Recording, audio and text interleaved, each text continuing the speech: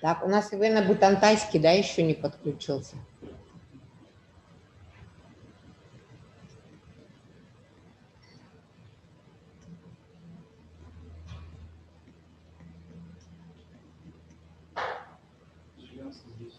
Жиганский здесь, да? Хорошо.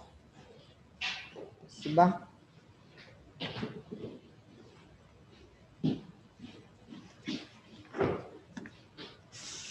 Ну что, я, наверное, начну пока по нашей программе на сегодня.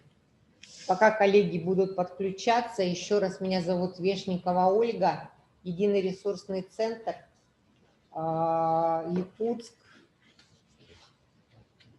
Мы продолжаем с вами гражданские выходные. Сегодня второй день. Вчера у нас была пленарная встреча, затем у нас были вебинары наших приглашенных уважаемых экспертов из Тюмени, из Хабаровска, из Москвы. Сегодня продолжает нашу образовательную программу Светлана Баженова, генеральный директор ОНО ДПО «Развитие», руководитель дальневосточной сети ресурсных центров. Город Владивосток, Приморский край, специально для вас прилетел эксперт. И хотела бы сказать, что у нас после этого вебинара, который будет в течение часа, состоится акселератор социальных проектов в виде ярмарки ваших проектов, которые вы нам направляете с 11 часов и вплоть до 16:00. И мы получили хорошо структурированные списки, информацию и презентацию уже от некоторых районов, но просим, если у вас еще есть проекты, дослать Эвено-Бытантайский, Жиганский и Среднеколымский. Остальные у нас все есть. И напомню, что мы, кроме презентации, для того, чтобы удобнее было воспроизводить, особенно с учетом того, что у нас не всегда хороший интернет в арктических районах, я еще просила вас отправить информацию в виде фамилия, имя, отчество руководителя проектов, телефон, электронную почту, буквально 2 предложения об организации, которую вы будете представлять, и презентацию проекта. Мы сделаем такой онлайн-буклет, который вам отправим и вам пригодится в работе в том числе. Ну и еще мы будем отправлять материалы, еще кто-то подсоединился к нам, да? Вот в каждый район мы отправим, ну желательно было бы, чтобы это было нарочным, но если не получится, мы можем почтой России отправить. Наши конструкторы социально ориентированных некоммерческих организаций для ресурсных центров, регистрация НКО и конструктор социальных проектов. Вот таких 3 небольших продукта у нас есть для вас. И флешки, как тоже вчера мы говорили, флешки, на которых будет запись, полная запись всего того, что было вчера и будет сегодня. Ну что, уважаемая Светлана Куприяновна, мы можем вам передать слово. Да, я готова его взять. Я рада вас приветствовать сегодня на продолжении программы. Я надеюсь, что то, о чем мы сегодня с вами будем говорить, будет для вас полезно, и вы что-то из этого возьмете себе на работу, на вооружение. Так, сейчас давайте с регламентом определим, сколько времени у меня на презентацию есть. Ну, вообще у нас час. Час. То есть до 11 еще вот 10 минут мы съели вашего времени, пока ждали и пока начинали. Да, и пока начинали. Ну, хорошо, я постараюсь в это время уложиться и постараюсь некоторое время оставить на то, чтобы вы могли задавать вопросы. Вопросы вы можете писать в чат, и я на них на всех обязательно отвечу. Если вдруг в процессе вы не успели задать какой-то вопрос, вы не переживайте, вы можете его написать по электронной почте вот Ольге Анатольевне, Там в презентации будут мои контакты, можно будет мне это прислать, я обязательно со всеми выйду на связь и на все вопросы отвечу.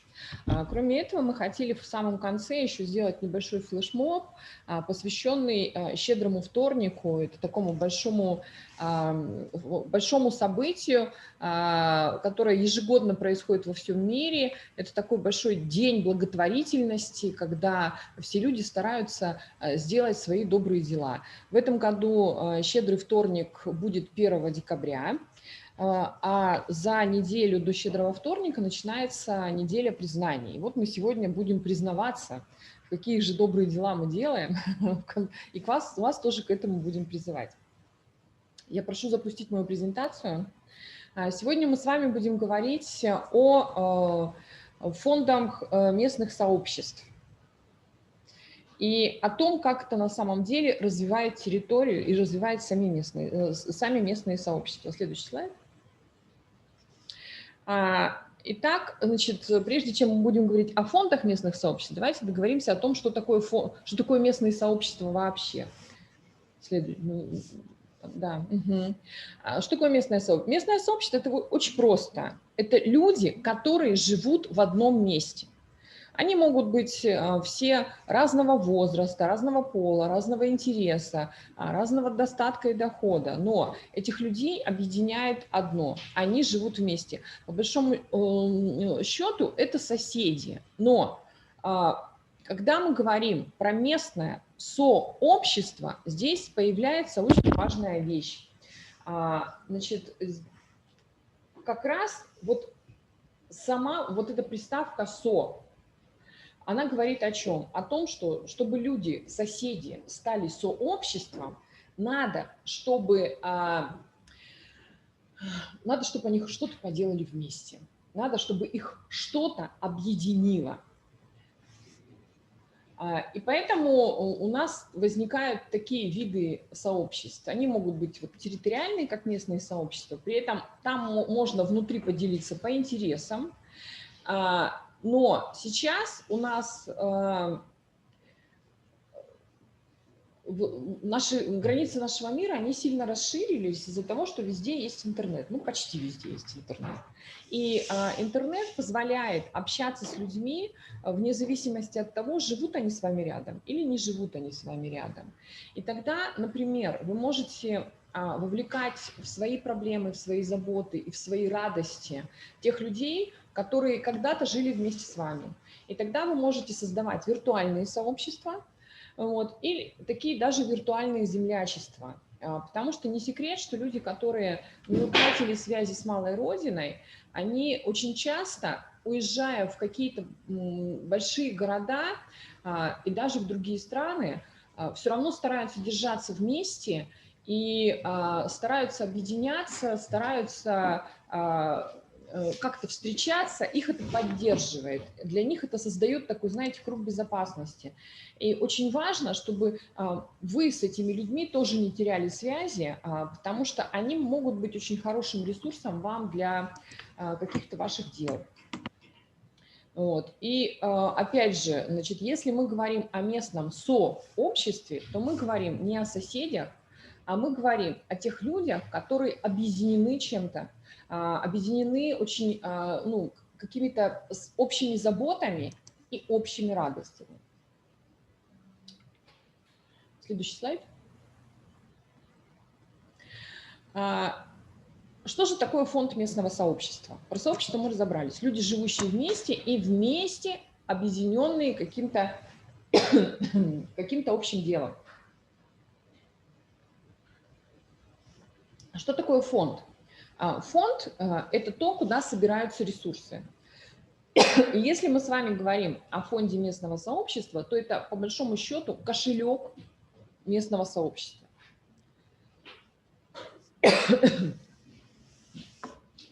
Что-то не так? Угу. Так, я продолжаю. Значит, фонд местного сообщества – это местный фонд, который не просто собирает к себе ресурсы, но в том числе и у себя на территории их распределяет. Мы же привыкли как? Что кто-то должен обязательно прийти и нам какие-то ресурсы дать. Это должен быть, например, правительство республики, или это должна быть администрация президента Российской Федерации. Вот. И чем выше структура, которая, значит, нам какие-то ресурсы дает, да, тем, соответственно, больше они нам должны. Это такая, знаете, ситуация, когда мы начинаем жить из наших проблем и из наших потребностей, которые, по большому счету, никогда невозможно закрыть. Никаких бюджетов, никаких территорий не хватит, если мы будем сидеть только в ситуации ожидающих кого-то, кто придет и нам все здесь решит и всю нам жизнь устроит. Так на самом деле практически никогда не бывает. Но при этом есть очень успешные территории, очень успешные примеры, когда люди сами внутри начинают устраивать свою жизнь совершенно по-другому. Почему? Потому что они начинают исходить не из мысли, что нам все должны, а из мысли, что у нас есть, и что мы вот с тем, что у нас есть, можем сделать. Знаете, такая каша из топора получается, когда все вместе собираются и начинают думать, какие ресурсы есть здесь на месте. И кроме этого еще и создают такие некоммерческие организации в виде фондов, которые называются фондами местного сообщества. Фонды, правда, позволяют аккумулировать ресурсы, и они запускают процесс, когда у людей вдруг появляется и желание, и возможность делать какие-то общие дела. Не надо думать, что для того, чтобы сделать фонд, нужно прям очень много денег собрать. Проекты могут быть такими, особенно в самом начале, когда фонд только создан, он еще не очень опытный, достаточно молодой. Фонд может финансировать, и через фонд можно финансировать очень простые инициативы. Но при этом какие есть важные преимущества у фонда? Когда вы его создаете сами и для себя, вы сами собираете деньги, и вы сами принимаете решение, на что вы их будете тратить. Потому что любой внешний источник финансирования всегда имеет ограничения. Это грантодатель решает, донор решает, на что он хочет, чтобы вы тратили денежки, в какой срок, в какой период, в каком объеме, в каком размере. И вы как бы подстраиваетесь под эти условия. А когда вы имеете свой личный персональный кошелек вот для вашего сообщества в виде фонда, вы сами можете себе поставить условия игры и, собственно, в соответствии с ним развивать какие-то свои небольшие проекты. Следующий слайд. Фонды местных сообществ с большим успехом развиваются во всем мире. В России на сегодняшний день сейчас уже больше, чем 80 фондов местного сообщества. Следующий слайд. Значит, следующий слайд давайте. Значит, в России, когда появились фонды. Первый фонд появился в Тольятти в 1998 году, второй фонд появился в Тюмени. И вчера у нас была Вера Барова в эфире, которая как раз и создавала этот второй фонд номер 2 в России, в городе Тюмени. Следующий слайд. Здесь не очень хорошо видно. Я вам просто немножко расскажу, а вы потом, когда эту презентацию себе получите, вы ее рассмотрите. На самом деле здесь показана статистика по территориям, где и сколько фондов. Конечно, меньше всего их на Дальнем Востоке, к сожалению. меньше всего их на Дальнем Востоке. Вот. Но мы работаем над этой ситуацией, и если бы не пандемия, у нас уже сейчас запустилось бы точно порядка 10-15 фондов, потому что мы в прошлом году проводили большую дальневосточную школу фондов местных сообществ, к нам приезжали представители разных территорий Дальнего Востока, и в итоге мы запустили процесс создания 12 фондов. В процессе, значит, еще несколько инициативных групп сказали о том, что они хотят создать фонд. А процесс остановился, когда у нас у всех наступил локдаун, когда у нас самоизоляция. Да? Вот. И сейчас мы это потихоньку разворачиваем снова.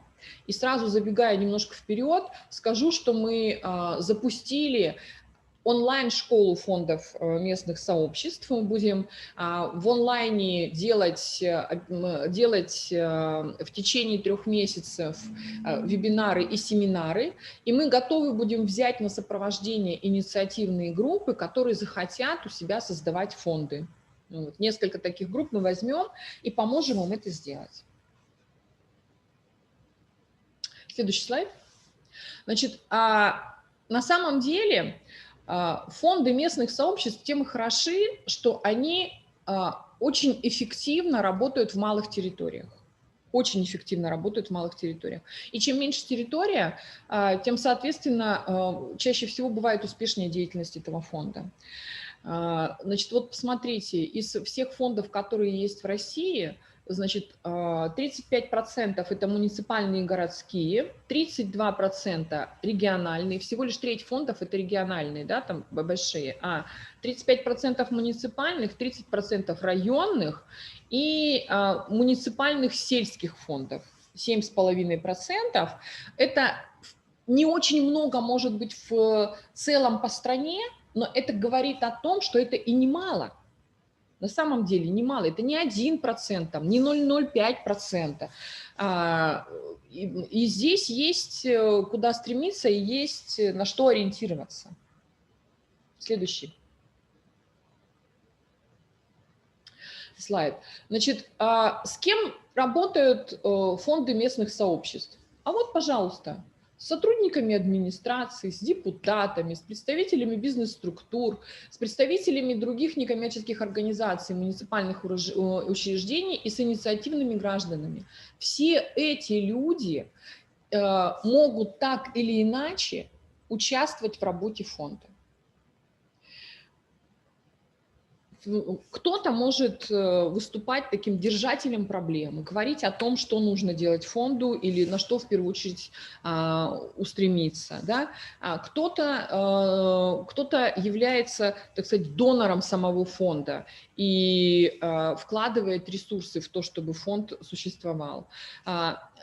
Кто-то получает из этого фонда. Фонд может оказывать помощь некоммерческим организациям, инициативным гражданам, которые живут на этой территории, муниципальным учреждениям, которые существуют на этой территории и которыми пользуются те же люди, которые живут на этих территориях. Да? Что такое муниципальное учреждение? Это библиотеки, детские сады, дома культуры, я не знаю, там, дома престарелых, учреждения дополнительного образования, школы.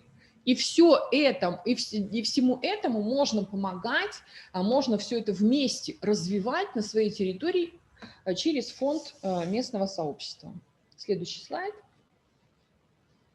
Здесь тоже не очень хорошо видно. Ну вот я вам расскажу. Понятно, что подавляющее большинство проектов – это проекты, которые реализуются через фонды местных сообществ. Это проекты, которые направлены на детей. Очень много проектов, культурная составляющая, благоустройство, пожилые, инвалиды, образование, экология. И как-то не очень много спортивных проектов финансируется через фонды местного сообщества. Но это, опять же, история, которую вы можете делать сами. Вы можете сами решать, что вы готовы финансировать для своей территории через свои же ресурсы своего фонда местного сообщества. Следующий слайд. Откуда фонды берут деньги? Да? Откуда фонды берут деньги? Значит, смотрите, здесь вот на вот этой диаграмме видно, что больше всего денег поступает через частные пожертвования, фонды. Я вам уже сказала, фонд – это ваш кошелек. И здесь не нужно думать, ой, мы никогда не сможем создать фонд, у нас вообще нет богатого бизнеса на территории. У нас вообще нет бизнеса, вот, который прям может сразу прийти и много в фонд положить. И не надо. И не надо. Фонд местного сообщества хорош тем, что вы можете собирать небольшие денежки, складывать их вместе и делать очень большие дела. Очень большие дела. На самом деле во всем мире, это уже прям на протяжении нескольких лет такая тенденция. Во всем мире сейчас складывается ситуация, когда большие корпорации, большие бизнес-организации все меньше пожертвований перечисляют куда-то на благотворительность или на какую-то деятельность. При этом все больше появляется частных жертвователей, людей, которые из своих личных денег поддерживают деятельность некоммерческих организаций и фондов по всему миру. Поэтому вам всего лишь нужно наладить вот этот вот канал. И здесь можно ориентироваться не только на тех жителей, которые живут сейчас на этой территории, да, вот, а в том числе на ваших земляков, которые уехали. Потому что вот что такое 100 рублей? Это не очень большие деньги. Особенно для людей, которые живут в каких-то больших городах или в других территориях. 100 рублей – это не очень большие деньги. Но если человек подписывается на то, чтобы у него с карты каждый месяц списывали 100 рублей в пользу вашего фонда местного сообщества, человек это даже не заметит. Вот просто не замечает. Я плачу в несколько фондов, и я только вижу, у меня смс пришла 100 рублей, 100 рублей, 100. А это вообще никак на мне не сказывается. Но при этом, представляете, что если таких людей будет, я не знаю, 100 человек, 100 по 100, сколько в месяц? А на 12 месяцев? А кто-то же и не на 100 подпишется, кто-то же скажет, да господи, конечно, 200. 300, 500, там, 1000. Вот. Поэтому здесь самый первый столбик – это частные пожертвования. Это частные пожертвования. На втором месте это благотворительные акции, потому что фонды местных сообществ, поскольку это фонд, у него есть право проводить благотворительные акции и мероприятия и дополнительно еще собирать через это деньги. Поскольку фонд – это некоммерческая организация, то она может абсолютно спокойно участвовать в любых грантовых конкурсах, конкурсах грантов и субсидий. И это еще один источник. Значит, на территориях есть какой-то бизнес. И, соответственно, бизнес может, работая на этой территории, вкладываться в развитие этой территории. И если есть такой фонд местного сообщества, как местный кошелек, то, конечно, бизнесу проще эти деньги пускать через фонд и это делать. Кроме этого, внутри фонда можно делать такие именные фонды, именные программы. Когда человек говорит, например, человек заработал какое-то количество денег и хочет что-то полезное сделать для территории. Он не может основать фонд имени себя, потому что это будет дороже. А он приходит к вам в фонд и говорит, я хочу, чтобы была программа имени меня. И я через эту программу буду делать то-то и то-то. Например, давать стипендии лучшим ученикам. Или, значит, каждый год, я не знаю, там, благоустраивать одну из улиц города. И он делает такой именной фонд и перечисляет на это некоторое количество денег. Прекрасная история. Поэтому на самом деле фонд местного сообщества – это очень интересно, очень занимательно. И я больше чем уверена, что как только вы начнете процесс создания фонда местного сообщества, у вас сразу появятся люди, которые готовы будут в этот фонд вкладываться. Потому что это деньги, которые не уходят с территории. Следующий слайд – это про размер. Ну, это опять же, значит, про то, что много фондов в сельской местности и в малых территориях, и в малых городах. Их правда много. Если уже существуют и успешно работают фонды в сельской местности и в малых территориях, то значит есть у кого поучиться. Значит, вы не создаете историю с нуля. Вам не нужно себе набивать шишки. Есть примеры, и можно посмотреть и сделать точно так же, как сделали другие. Следующий слайд.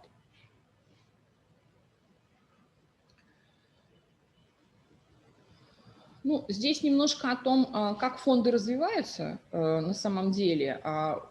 Практически все фонды, они объединены в какие-то партнерства, в какие-то альянсы и работают вместе с ресурсными центрами. Очень часто сами фонды местных сообществ на своих территориях, особенно в отдаленных и малых, становятся своими мини-ресурсными центрами для развития своих же инициатив, которые местные жители придумывают и хотят реализовать. Поэтому у фонда достаточно хорошие перспективы развития. Следующий слайд. Что делают фонды? Фонды – это социальные аниматоры. Кто такие аниматоры? Аниматоры – это специально обученные люди, которые могут организовать мероприятия, помочь реализовать проект, активизировать людей. Они такими особыми знаниями обладают. Вот. И поскольку фонд – это некоммерческая организация, то представители такой организации имеют возможность участвовать в каких-то образовательных программах, которые создаются специально для НКО. И в процессе своей деятельности у сотрудников появляются новые знания, умения, и они могут на самом деле делать достаточно интересные дела. Извините, кашляю, сухой воздух в Якутии. Я-то из Владивостока, а у нас у всех жабры.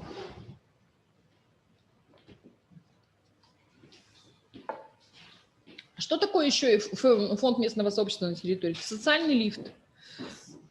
Потому что, когда вы привлекаете ресурсы на территорию, вы растете, и, соответственно, растут сотрудники, которые это делают, растут люди, волонтеры, которые вовлечены в проекты фонда. И это, в свою очередь, тоже развивает территорию. Фонд становится таким центром сотрудничества на территории. Это центр инноваций, новых каких-то интересных историй и технологий, которые можно принести на свою территорию через фонд местного сообщества. Это поставщики услуг, потому что фонды, в том числе и услуги, оказываются в социальной сфере.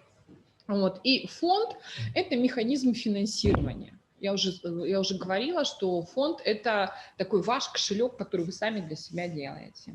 Следующий слайд, пожалуйста. Ну, сейчас расскажу о некоторых примерах, о некоторых кейсах. Значит, вот есть фонд содействия, он находится в Пермской области, и он работает в Пермском крае.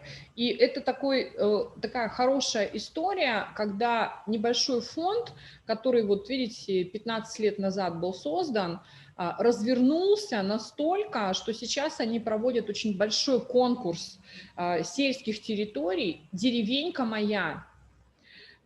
И они начинали с очень маленького грантового фонда, а сейчас они его проводят на нескольких территориях, не только в Пермском крае. Они там достаточно большой пул территорий включили в свою деятельность. Они дают достаточно небольшие гранты. Вот видите, например, у них есть конкурс поддержки детских инициатив «Сам себе волшебник». 10-15 тысяч рублей. Но при этом это дает очень хороший эффект. Следующий слайд, пожалуйста. Этот же фонд сделал очень интересную технологию. Может быть, мы потом попозже еще с вами познакомимся. В всяком случае, мы точно будем делать такой вебинар в нашей школе фондов, который мы будем делать онлайн. Это паспорт социальной активности территории. Очень интересная технология, когда люди сами для себя создают социальный паспорт своей территории и сразу выявляют у себя проблемные сферы и проблемные места, определяют пути, как они будут это делать, через какие проекты можно это решить. И это в том числе становится таким важным моментом взаимодействия между фондами местных сообществ, населением и местной властью, органами местного самоуправления. Следующий слайд. В Пермском крае уже сделали альянс фондов местных сообществ, и у них все время количество фондов растет. Я очень надеюсь, что такая же история будет у нас и на Дальнем Востоке развиваться. Вообще в этом плане я вижу очень большие перспективы в Якутии, потому что Якутия – это такая территория, на которой, мне кажется, очень хорошо приживаются интересные технологии и достаточно быстро и прогрессивно развиваются. Мы вот сегодня еще будем немножко говорить об инициативном бюджетировании, о том, какие эффекты это дает для развития территории. Я хочу сказать, что Якутия по инициативному бюджетированию входит в 5 лучших территорий в стране, и по итогам, наверное, 2019 года или 2018 года этот проект признан лучшим в мире среди проектов инициативного бюджетирования. В Париже там происходил такой международный... В Бразилии? Да, награждали в Бразилии. Вот Гантольна мне подсказывает, и это прям вообще история вау. Поэтому я думаю, что с фондом местных сообществ вы тоже можете очень хорошо продвинуться. Вот. А вот здесь вот есть карта, которая показывает... Следующий слайд. Ага. Вот здесь вот карта показывает, значит, как взаимосвязаны между собой существующие фонды местных сообществ. Вот, как они выстраивают, через что они выстраивают взаимодействие. Потому что если вы создаете фонд местного сообщества, вы уже не в одиночку. Вы уже точно попадаете вот в эту семью фондов местных сообществ. И вы можете, и там начинается обмен технологиями, обмен опытом, обмен какими-то, значит, какими-то историями, какие-то совместные акции запускаются. Это прям вообще такая интересная жизнь наступает. Посмотрите, как много связей между фондами местных сообществ вот уже на сегодняшний день существует. Следующий слайд, пожалуйста. Здесь немного еще про фонд «Гарант». Это фонд местного сообщества. Нет, не надо перепрыгивать. Ага. Значит, вот фонд местного сообщества «Гарант», он существует в городе Архангельске. И, значит, с 2011 года годовой оборот фонда сейчас уже почти 50 миллионов рублей. Почти 50 миллионов рублей. А Архангельская область, она очень похожа на Якутию. Там тоже очень много маленьких, отдельно оторванных от себя территорий. И в некоторые поселки можно приехать только зимой, потому что летом нет дороги. По реке нужно как-то сплавляться или ехать по какому-то бездорожью, можно только по зимнику проехать. И там тоже достаточно такое длительное, продолжительное арктическое побережье. Вот. При этом есть фонд, который работает на развитие этой территории и, собственно говоря, достаточно успешно.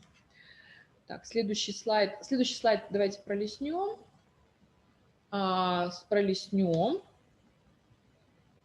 Пролистнем, значит, сразу на картинки переходим. Вот. Сейчас немножко фотографий посмотрим. Что же на самом деле может делать фонд местного сообщества? И само местное сообщество как может способствовать развитию своей территории. Вот здесь Дормидонтовка, фестиваль варенья. Дормидонтовка – это небольшая деревня в Хабаровском крае, которая когда-то в свое время, они искали для себя что-то, что на самом деле развивало бы их, какой-то проект. И чтобы людей как-то привлечь, чтобы они сюда приезжали, да. И они придумали, что они станут столицей, дальневосточной столицей варенья. И они каждый год, ну, понятно, этот год исключения, значит, не было, но они каждый год проводят фестиваль варенья. И этот фестиваль варенья стал уже ожидаемым событием для жителей не только Хабаровского края, но и из других территорий к ним люди едут. Потому что они в рамках этого они делают очень много всего. Там концерты, конкурсы вот это на самое лучшее варенье, на самую, мне кажется, странную рецептуру, потому что там варенье варят из всего. Вот. Они там пробуют, они там продают это варенье. Они продают ингредиенты для того, чтобы делать варенье. Вот. И они там поставили, видите, там на первой фотографии банку с вареньем и ложкой. Они у себя там такой монумент, значит, поставили. И это событие, оно, знаете, драйвит всю деревню целый год. Потому что они сначала готовятся к этому фестивалю. Это же надо несколько месяцев. Потом они все его радостно проводят в течение нескольких дней. Потом они подводят итоги, празднуют, потом они опять начинают готовиться к следующему фестивалю. И каждый раз придумывают что-то новое. Все начиналось очень... Вы не думайте, что сразу у них все было очень громко и красиво. Это был стол, на котором стояло несколько банок. Это была, значит, сцена, на которой там происходило небольшое действие, и, собственно, некоторое количество людей, там порядка там, 10-15 человек, которые были вовлечены во весь этот процесс. И за несколько лет они выросли, правда, до большого события, и они даже то ли в 17-м, то ли в 18-м году стали победителями всероссийского такого смотра конкурса, скажем так, событийного туризма. Потому что у них количество людей, которые приезжают в Дормидонтовку в фестиваль варенья, во время фестиваля варенья он там вырастает кратно, в несколько раз. Люди прям автобусами туда едут. А что такое фестиваль для территории? Людей нужно что? Поселить, людей нужно накормить, людей нужно развлечь, их нужно привести, их нужно увести. И это все ресурсы, которые приходят в вашу территорию. Подумайте над этим.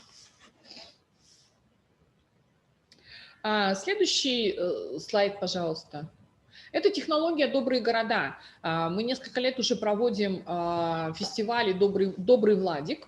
У нас вот есть такой прекрасный тигрик, который является символом нашего фестиваля. И это еще одно событие, которое можно делать, в том числе фонду местного сообщества.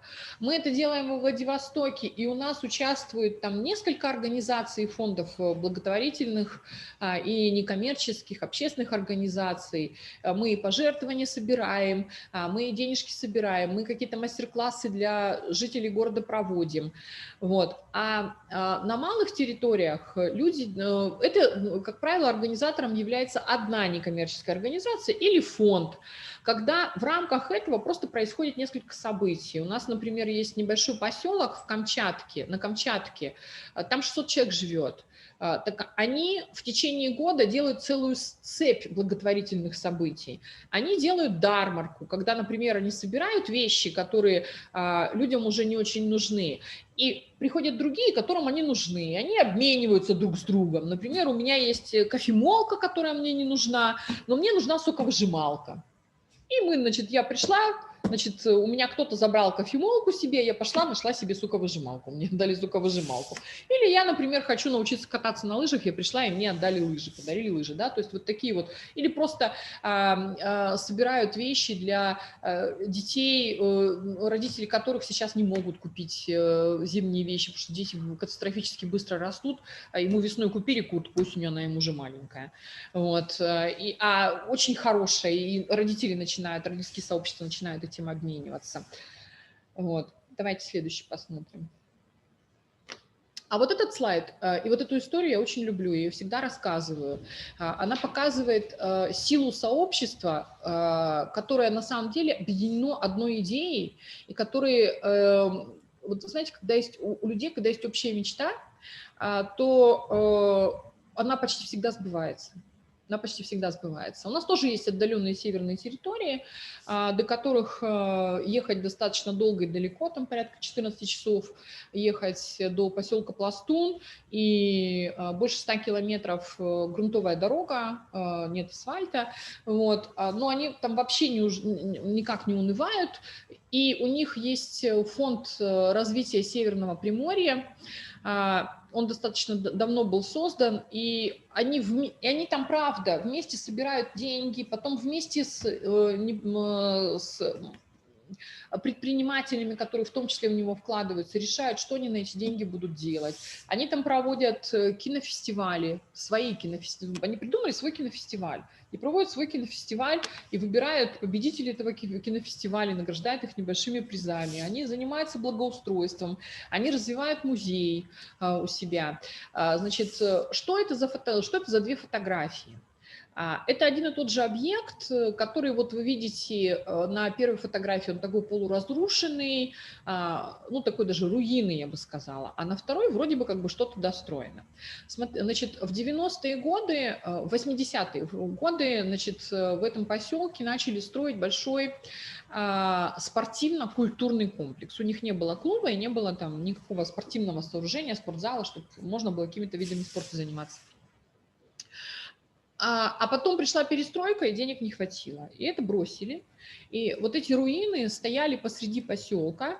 И самая большая мечта всех жителей поселка была достроить вот этот культурно-спортивный комплекс. Но понятно, что никаких денег жителей этого поселка не хватит, потому что миллионы миллионов. Мы очень часто туда приезжали, потому что дружили и помогали этому фонду, и вот на каких-нибудь там обсуждениях или там на мероприятиях, когда мы говорили о будущем поселка, думали о том, что бы на самом деле можно было бы сделать полезного, жители говорили: мы хотим достроить вот это. На что, значит, ну вот там тренеры или эксперты им говорили: ребят, ну это все хорошо, но это много денег, давайте вот что-нибудь про другое, помельче. Они говорили: все равно это наша мечта, мы хотим это сделать. И что вы думаете,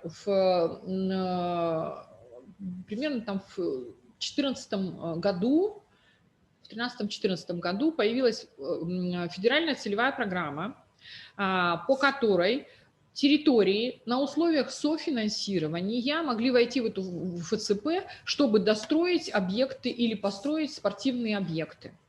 Но, значит, что такое софинансирование? Федеральный бюджет дает денег региональному, региональный вкладывает свои денежки, дальше это спускается ниже, и муниципалитет, который хочет войти в эту программу, докладывает туда еще своих денежек. Да? А у этого муниципалитета денег не было. И что они сделали? Они через фонд местного сообщества нашли денег на софинансирование этой программы. Фонд объявил сбор, и все люди, которые там живут, понесли деньги в фонд. Они стали их переводить, они стали их приносить. Приходили даже пенсионеры, у которых фонд не хотел брать деньги у них, но они все равно приходили по 50 рублей, приносили за свои пенсии, вложиться вот в эту вот историю. Они собрали 400 тысяч рублей. На эти деньги была заказана проектно-сметная документация, муниципалитет смог войти в программу, и в 2015 году они открыли, вот видите, там белая красивая на второй фотографии, они открыли вот эту вот спортивную часть, и сейчас им достраивают вот эту вот вторую часть, где должен Дом культуры разместиться. Я считаю, что это вообще прекрасная история, и это показывает, что если люди объединены каким-то общим желанием, то они могут сделать очень большие дела. И завершить свою презентацию я хочу вот этой прекрасной фотографии. Покажите, пожалуйста, завершающий слайд. Эта фотография, она облетела очень многие издания мира. Она была на обложке журнала «Филантроп», который у нас выходит в России. Это женщины из очень маленького поселка в Карелии, поселка Пряжа, в котором есть свой фонд местного сообщества «Мельница». Эти женщины ткут вот такие вот прекрасные коврики и продают их буквально по всему миру. И таким образом они пополняют в том числе и фонд местного сообщества. И эта фотография, она там победила в каком-то конкурсе, вы знаете, я забыла в каком, но вот в 2018 году эта фотография стала символом развития местной филантропии и благотворительности в России. И я очень надеюсь, что у нас в скором времени появятся свои якутские примеры. Скажите мне, пожалуйста, есть ли у нас какие-то вопросы на эту минуту? Спасибо большое, Светлана Куприяновна. Очень интересно, я сама заслушалась. И вот это словосочетание для меня фонды местных сообществ, я понимаю, откуда это к нам пришло, я понимаю, что это Америка, да, я понимаю, что это и Европа в том числе. Да. И, конечно, если это адаптировать на наших территориях, это, может быть, и есть тот тельбе, который превратится в юридическую организацию, в виде фонда, какой-то, может быть, другой формы, может быть, это просто на первых порах общественная организация. Но и вчера Вера Владимировна Барова говорила, что фонд местного сообщества и активный гражданин – это и глава поселения, это и замглавы. И вот пока, и возможно, у нас сформулируются вопросы сейчас, я надеюсь, что они будут, давайте запустим нашу… А может, ролик запустим? Ролик, да. Давайте ролик, а потом презентацию, доказательства того, что это возможно и в Якутии в том числе. Фонды местных сообществ, но пока не зарегистрированы. Да.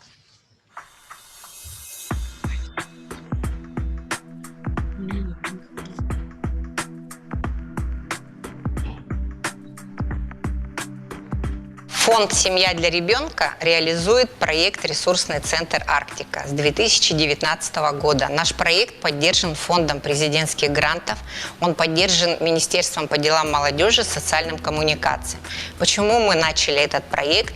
Потому что после проведенных исследований потенциала гражданского общества в 2017 году мы поняли, что среди множества некоммерческих организаций в арктических улусах сосредоточено менее 10%. И, конечно, это территория, которая нуждается в услугах консультационных, образовательных, методических, как создать НКО, как написать проект, как отчитаться, как реализовать проект, как сделать так, чтобы некоммерческие организации и активные граждане принимали участие в решении социальных, экологических проблем, чтобы они были флагманом развития арктических территорий. И мы приглашаем в наш проект всех желающих, у кого есть интерес изменить жизнь к лучшему, у кого есть интерес стать волонтером, открыть некоммерческую организацию, войти в социальный проект или стать лидером инициативной группы. Горностай образовался в 2018 году. Здесь мы готовим проекты социально ориентированные, те, которые необходимы для местных жителей, школьников в первую очередь, студентов, молодежи. Проводим такие акции, которые связаны с очисткой территории от ликвидации тех последствий, которые с советских времен еще остались на территории района.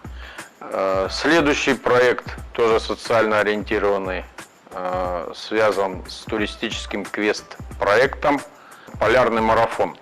Сейчас в холодное время, то есть в марте месяце, провели уже 2 года подряд туристический слет «Холодный берег». Значит, он проводится на острове Бруснева в 5 километрах от Тикси. По льду мы уходим на остров, и там уже в условиях зимних соревнования по той же программе проводятся между школами. Наша задача вовлечь как можно больше детей, вовлечь в занятия, которые предусматривают здоровый образ жизни. Они должны получить те навыки выживания, которые необходимы молодому человеку.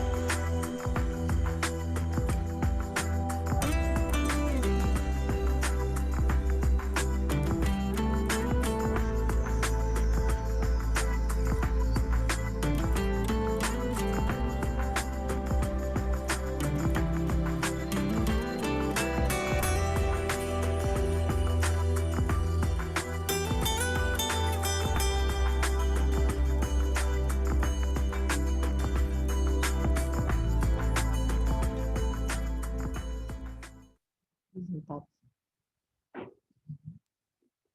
И давайте, чтобы у нас слово не расходилось с делом, прямо доказательства. Мы этот проект вчера говорили, что Единый ресурсный центр занимается разработкой социальных технологий, и председатель правительства нам в 2018 году дал поручение разработать проектную инициативу, а это и социальная технология по сопровождению граждан, попавших в трудную жизненную ситуацию. И он просто подошел к карте Якутии, ткнул и попал ручкой Бадуцкий на слег Тамского вуза. И мы поехали туда вместе с партнерами Министерства труда и социального развития. Задача была посчитать домохозяйства, которые так или иначе получают различную социальную поддержку, находятся в трудной жизненной ситуации, в социально опасном положении и так далее. Просто мы брали экономическую единицу в виде домохозяйства, потому что на территории одного двора могут проживать несколько семей, и у них могут быть разные ситуации. И вот это наша вот могучая группа, которая выехала. И могу сказать, что было подписано трехстороннее соглашение между Министерством труда, Фонд «Семья для ребенка» и именно администрацией Мадуцкого наслега. Вот здесь должно быть вот это партнерство иногда, старт инициативам, да, может и должен быть после того, как мы на берегу договариваемся, кто за что отвечает и к чему это приведет. Вот история о том, как маленький наслег с численностью 1000 жителей взял курс на социально-экономическое развитие и благосостояние населения. Следующий слайд. Задача нашего фонда была, ну вот что было на берегу в 2018 году. 40 домохозяйств, находящихся в трудной жизненной ситуации, в социально опасном положении, но это после нашего анкетирования. Вначале нам администрация дала 50 таких домохозяйств, что достаточно много. Посмотрите, какие у них были проблемы на тот момент, 2018 год. И когда мы приехали, нас воспринимали как некую комиссию, которая сейчас, значит, чего-то увидит и начнет всех ругать. Мы доказали, что мы друзья, благо Анамский район здесь рядом, 2 часа езды. Ну, лично я выезжала туда за 2 года, ну, больше 10 раз. И на своей машине, и на перекладных, и на такси, а потом уже сам глава наслега начал за мной приезжать. Потому что действительно стали происходить удивительные изменения. Конечно, мы приглашали тренеров, проводили различные, покажем, какие мероприятия, можно следующий слайд. Но было понятно, что что-то необходимо с этим делать, с этим депрессивным состоянием, безвыходной ситуацией, и вроде бы абсолютно не было выхода, и свет в конце тоннеля не был виден. Но совместными усилиями, еще раз хочу сказать, что самую большую активность и роль на себя взял глава замглавы. И, кстати, сегодня она подойдет, я хочу вас познакомить. Может быть, она долетит уже до Владивостока и обучится на фондах местных сообществ, и родится уже юридический фонд местных сообществ в Мадуцком наследии. Это было бы такой хорошей, ну, точкой и продолжением истории. Ну да. Вот, значит, разработана проектная инициатива. На минуточку ее утверждал сам председатель правительства республики. И она была абсолютно межведомственной. Мы проводили семинары и по социальному сопровождению, и самое главное, по активизации человеческих ресурсов. В школе запирали людей, они приносили с собой матрасы, подушки, одеяла, потому что это происходило у нас вообще целый день. Они приносили с собой еду, и наша задача была их прокачать, вдохновить, и чтобы они поняли, что все в их руках, и у них есть многочисленные ресурсы, которые где-то там чуть-чуть в спящем режиме находятся. Затем по программе было кураторство непосредственно тех семей, домохозяйств, которые были в трудной жизненной ситуации, и была политическая воля главы УУСа Намского. Он всех руководителей различных подразделений государственных, муниципальных учреждений поставил кураторами над этими домохозяйствами. Например, семья с инвалидностью, человек, которому нужна реабилитация и различные медицинские освидетельствования и так далее, когда над ним стоит, значит, главный врач больницы. А если семья опекунская, и там есть дети со статусом сирота или значит, остался без родителей, тогда это центр помощи детям семьи и детей и так далее. И, конечно, были люди, которые отказывались от этого кураторства, но глава тогда сказал: прошу заявление об увольнении на стол, потому что давайте мы уже все примем решение, или мы прокачиваем территорию и доказываем, что это возможно, или мы выходим вообще с этой территории. Мы проводили школу ответственного родительства, ну, было очень много всего, тренинги и по проектированию, и по созданию НКО, и про фонды местных сообществ мы говорили, и так далее. И следующий слайд, то есть 18-19 года происходила перезагрузка. Вот это те фотографии подтверждения, как люди у нас лежат, как они слушают музыку, там благовония и различные тренинги такого характера, что некоторые люди уходили, конечно, со слезами на глазах. Но главное, что сообщество было за то, чтобы у них было как можно меньше таких домохозяйств. И родились волонтеры, наставники, соседи, добрые соседи, которые приходили и стучали: Марья Ивановна, ты одна живешь, ты одинокая, тебе 80 лет, а тебе дрова порубить, а лед кто тебе заготовит и так далее. Произошло какая-то вот действительно перезагрузка сознания, местное сообщество начинает шевелиться. На тот момент дороги нет до Намцев, 40 минут от Намцев ехать, а детского сада нет, заброшенный ангар стоит, который был должен был быть приспособлен для спортивного комплекса, озеро, которое на якутского языка переводится как лебединое, не видела лебедей уже много лет и заросло. Ну и так далее. Площадки нет, клуб холодный. И вот следующий слайд. Значит, вошли во все возможные программы, какие только есть.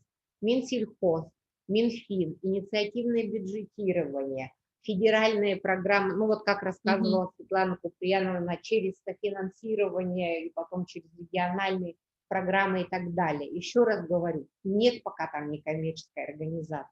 Это просто сознание людей.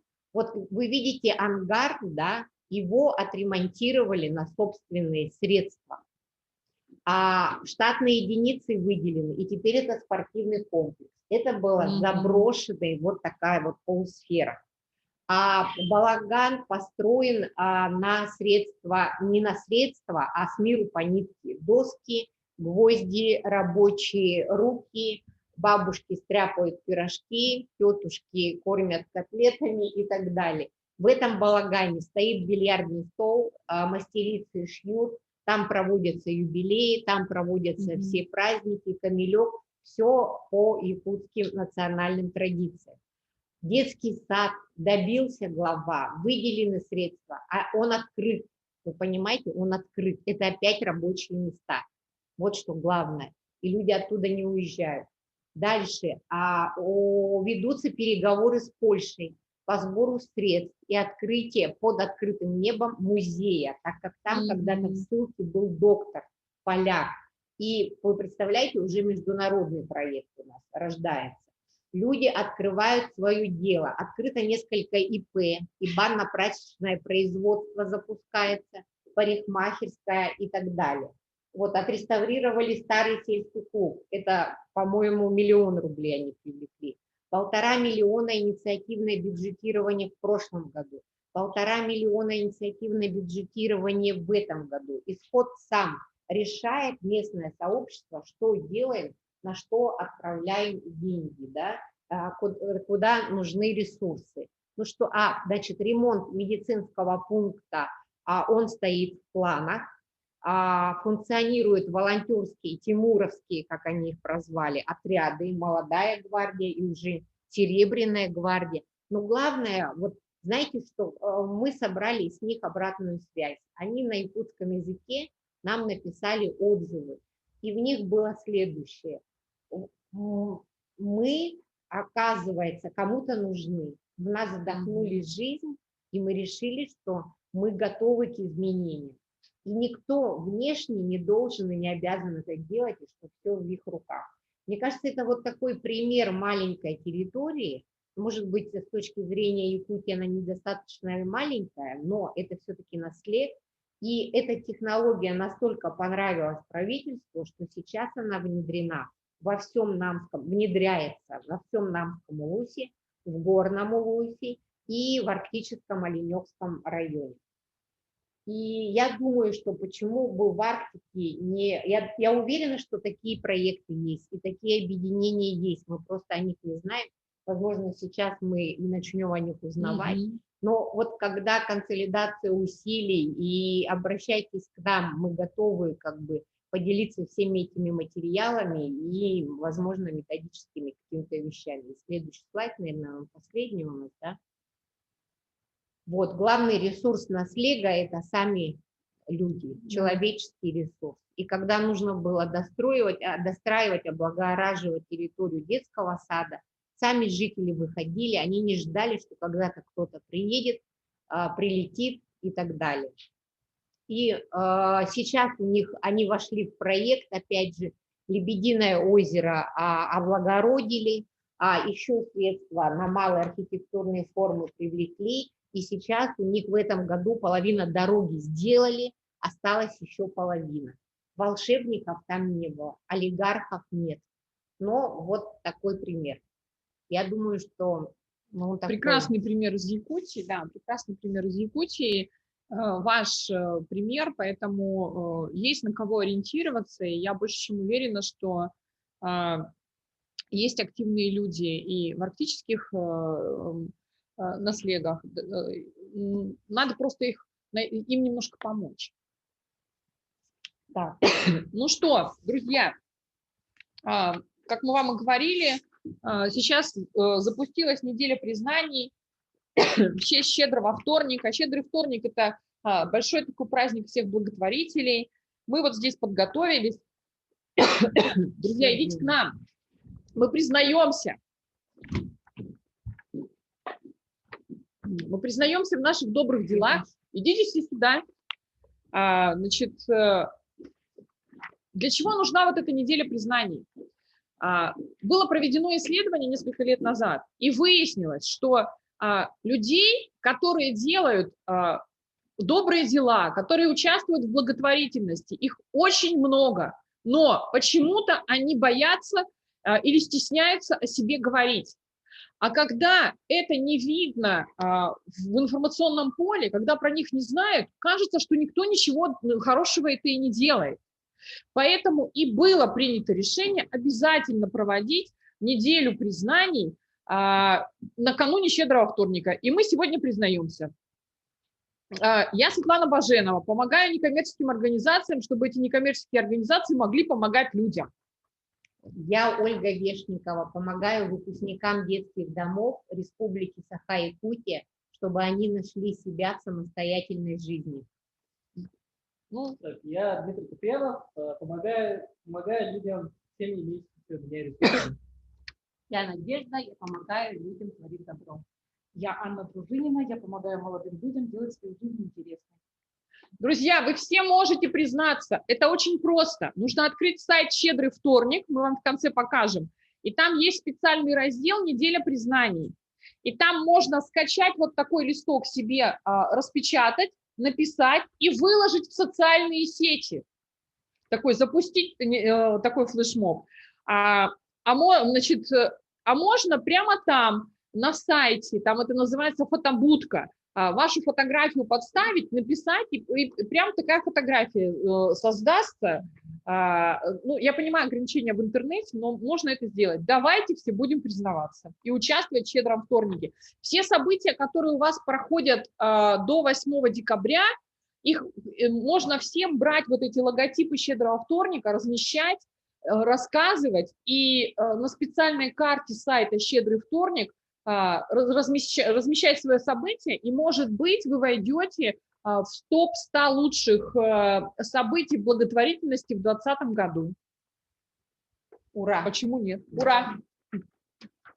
Есть у нас ссылка? Мы потом выложим всем ссылку на сайт «Щедрого вторника». Хорошо, спасибо большое. Спасибо, Что друзья. Мы продолжаем. Я думаю, неплохо так зарядились с утра, Да. проснулись, и подключений стало намного больше. Я этому рада. Продолжаем нашу работу. Акселератор социальных проектов.